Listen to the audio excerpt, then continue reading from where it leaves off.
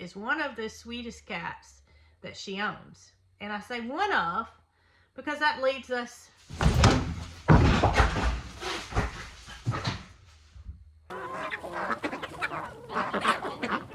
Good morning, everybody. It's Brooke with Mrs. Cog Hill Farm.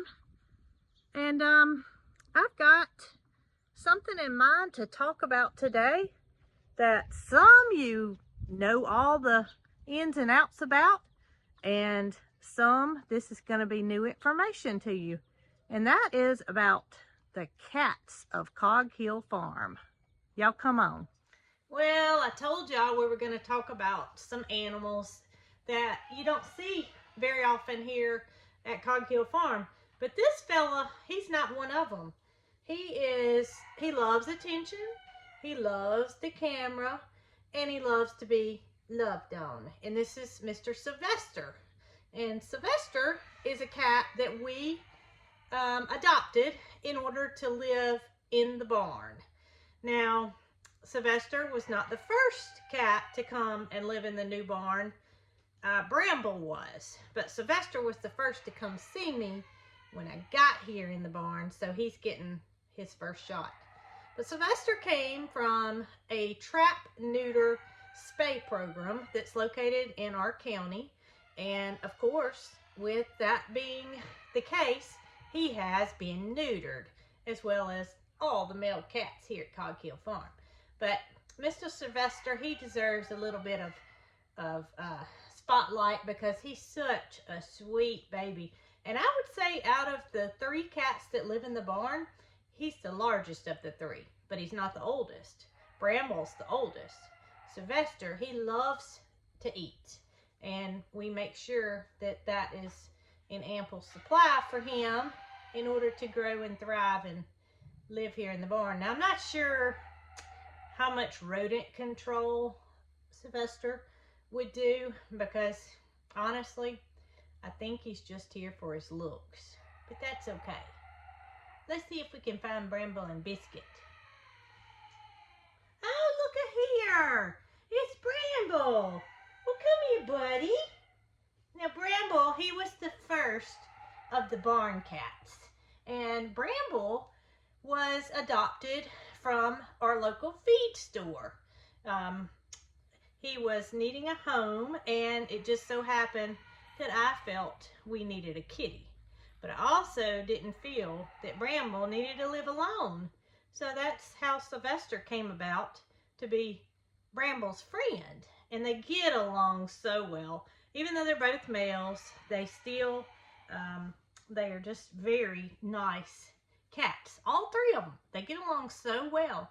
And they're so well behaved. So I don't know if I just lucked up or if they just love it here so much that they decided they better act right. Now, Biscuit is the last barn cat. And let's see if we can't find her. I thought I might do a little something while I was in here. And I've got a scale here that I've had in the barn for quite some time. But I want to see exactly how much Mr. Sylvester weighs. I can't believe how big you are. And y'all, Sylvester has only been here about 6 months.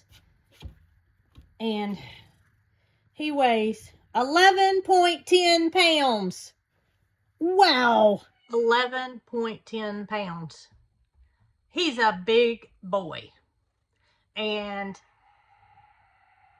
he's a sweetheart too. You guys tell everybody hello. He's purring on the camera here. Miss Biscuit's made her way into the milk room because she heard us talking and she wants her turn. Come here, Biscuit. Come here, baby. Well, I know I saw her. Where'd you go? Come here, baby. Dee Dee's in here too, and Biscuit is unsure of what Dee Dee's doing in here. Come here, baby. Now, this is Miss Biscuit, and she's not going to be still, I don't think, but she's a loving cat as well. Goodness. Biscuit turned into a beauty. Her hair is not real thick. It's kind of thin, but it's so soft, and she's a sweetheart. But I must say, she prefers Jason over me. She will come to me. She will let me love on her. She loves on me, but she's prone to like Jason.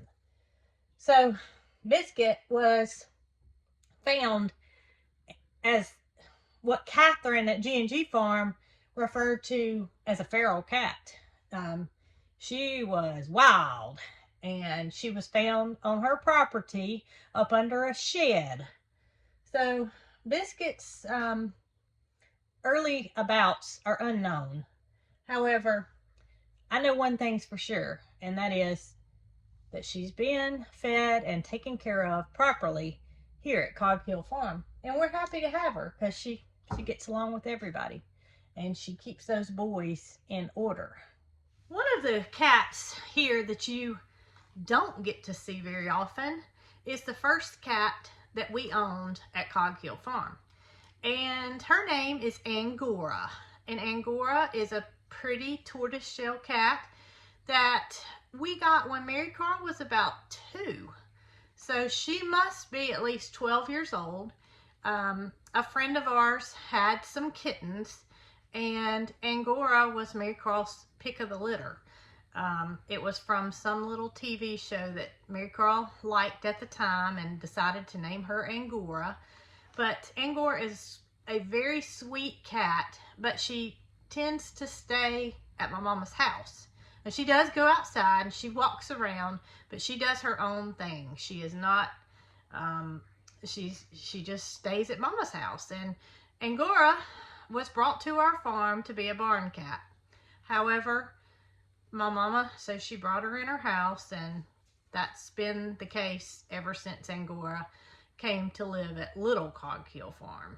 I will say that Angora, she loves me. Every time I go to Mom's house, Angora makes sure that she has a spot in my lap. Biscuit, there's a camera there, baby. That's funny. So Angora, she'll find my place in my lap and loves for me to just love on her and talk to her. But she's quite a quirky cat. She's probably the most humorous of all the cats. She gets in some very strange positions. She does some very weird things. And she does not seem to realize that she is a cat, because she'll run the dogs off from their bed if she wants a spot that they have. And they let her. So go figure. So another one of Mama's cats that you don't get to see very often is Miss Beasley. Now, Miss Beasley, she's quite a mysterious case. We lived at old Cog Hill Farm, and Marycarl was small. She was probably 5, I would say. And we're out in the backyard, and Marycarl and I could both hear a faint meow, and we couldn't figure out where it was coming from. But as time grew on, the meow grew closer, and we realized it was a cat. It was not a little bitty kitten, but it was a cat. And so she was kind of skittish, but yet she acted like she wanted us to visit with her. And so, of course, my mom came outside and she realized that there was a kitten out there, and we really didn't have any, I say kitten, she was a juvenile. We really did not have any need for another cat at the time, because Mama had Angora, we had Tucker and Pink, and here's another cat. And Mama's, immediate thinking was, I can't have another cat. Well, I knew I couldn't have a cat in the house because I had dogs that had never lived with a cat. I'd never had an inside cat with my dogs. So we kept Miss Beasley outside, made sure she was fed and watered, and that's how the story goes. It became Mama's cat. And she has always been very mysterious. She only likes my mama, and she doesn't like Mama 100% of the time. She's kind of like has a split personality. Mama will think that she's going to be really sweet, and she goes to pet her, and all of a sudden Miss Beasley will, you know, put up a paw and pop her. So she's quite a strange one. But that's probably why you guys don't see Miss Beasley, and that is because she is very mysterious. Next up is an orange cat, and some of you guys may remember Mort, a friend of mine who lived in our hometown when we lived there, had this cat show up on her back porch, and she couldn't keep him. So, you know, she called me, because who else is she gonna call? She knew that I would either take him or find a good home for him. So Marycarl and I drive out to her house to find what seemed to be a half-wild orange cat. But of course, we needed him to go to a good home. So Mort went home with us to be a barn cat. That didn't last very long because Mama decided that Mort was too pretty and too sweet to be a barn cat. So Mort went to live with my mama, and he became very sweet. He's what she would say is one of the sweetest cats that she owns. And I say one of because that leads us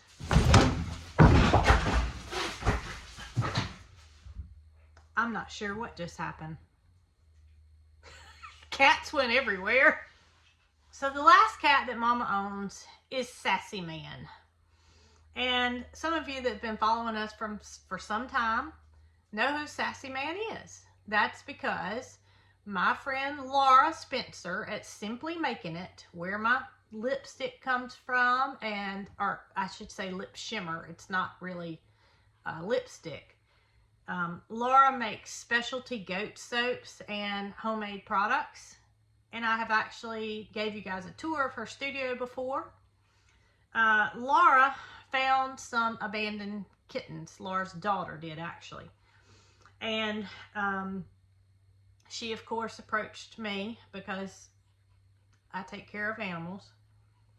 And we decided we would help Laura out by rehoming one of the kittens that was a male. And her daughter kept one of the kittens, and that was a female. So the video was on Jason's channel many years ago when we adopted Sassy Man. And there the story goes again. Sassy Man was going to live in the barn, but he was way too beautiful to live in the barn, and he was way too sweet. So there you have it. That's Mama's fourth cat, Sassy Man, who lives in the house and is very, very sweet. So those are Mama's 4 cats, and you know my barn cats. So now I'm going to head down to the old barn where our sweetest cat of all resides. And this may be one of the most asked questions that we get here at Cog Hill Farm, and that is, where is Pink? Well, here she is. I'm down in the old barn where Pink lives, and every single day I come down here and I take care of Miss Pink. I make sure she has fresh water and she has her food of choice, which is a canned food. Now, Pink's been with us for some time.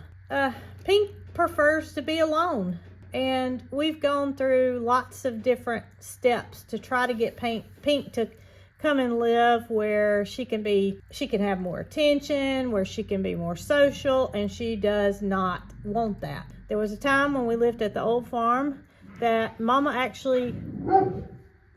actually brought Pink up to her house. Pink immediately said, "I do not want to be here." You can see how alert she is. One of the dogs just barked outside, and she's very aware of her surroundings, and she feels safe in here. Guys, there's no need to worry about Pink. I can assure you that she's where she wants to be. Otherwise, she'd make a change, and we've tried to make that happen, and she doesn't want it. I would not hesitate to say that Pink is probably the sweetest cat on this farm. She's very affectionate, and she has this notch in her ear because she was adopted from the animal shelter, and unfortunately, or fortunately, whichever way you look at it, that's what they do to identify that a cat has been spayed or neutered. I will say that there's been a time or two that I've came down to the old barn, and Mort, who is a male cat that's been neutered, will be in the barn with Pink, and they seem to get along just fine.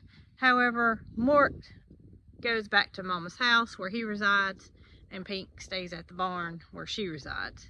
So, you know, she doesn't run other cats off when they come for a visit.